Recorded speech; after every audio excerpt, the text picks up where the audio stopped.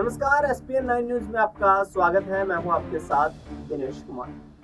महाराष्ट्र में जिस तरीके से महायुति गठबंधन ने सरकार बनाने के बाद देवेंद्र फडणवीस मुख्यमंत्री बन जाते हैं। महाराष्ट्र में कैबिनेट विस्तार हो चुका है और इसी के साथ साथ विधानसभा का सत्र भी बुला लिया गया है।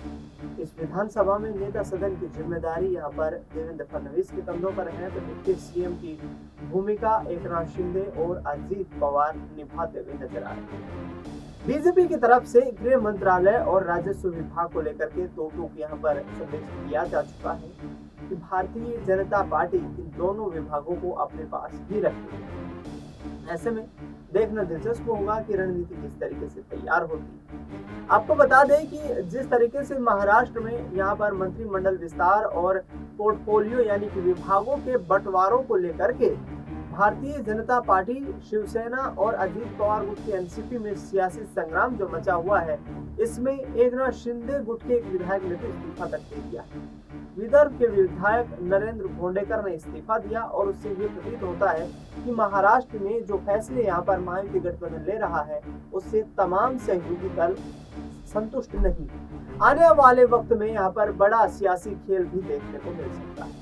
ऐसे में देखना ये होगा कि अब जब रामदास अठावले जैसे दिग्गज नेताओं ने भी ये बीजेपी को संकेत दे दिया है कि अनुसूचित जाति और उस एससी वोट बैंक के जरिए यहाँ पर जिस तरीके से हम महाराष्ट्र में अहम महत्वपूर्ण कड़ी बने हुए हैं, इसमें कहीं ना कहीं यहाँ पर बीजेपी ने हमें झटका देने का प्रयास किया है, क्योंकि रामदास अठावले जैसे दिग्गज नेताओं को शपथ ग्रहण समारोह में निमंत्रण तक नहीं मिला। अब देखना ये होगा कि एकनाथ शिंदे का क्या यहाँ पर आगामी वक्त में रुख देखने को मिलता है। एकनाथ शिंदे महाराष्ट्र की राजनीति के बड़े यहाँ पर सियासी खेलने वाले दिग्गज नेता माने जाते हैं और ऐसे में एकनाथ शिंदे और अजीत पवार ने जो 2.5 साल का फॉर्मूला तय किया है, जो मंत्री बनाए गए हैं वो 2.5 साल के लिए रहेंगे। जाहिर तौर पर बीजेपी की तरफ से भी शपथ पत्र लिए गए हैं, तो देखना ये होगा कि आखिरकार ये जो शपथ पत्र लिए गए हैं, इनके आधार पर क्या बड़ा सियासी खेल करने की तैयारी में भारतीय जनता पार्टी है।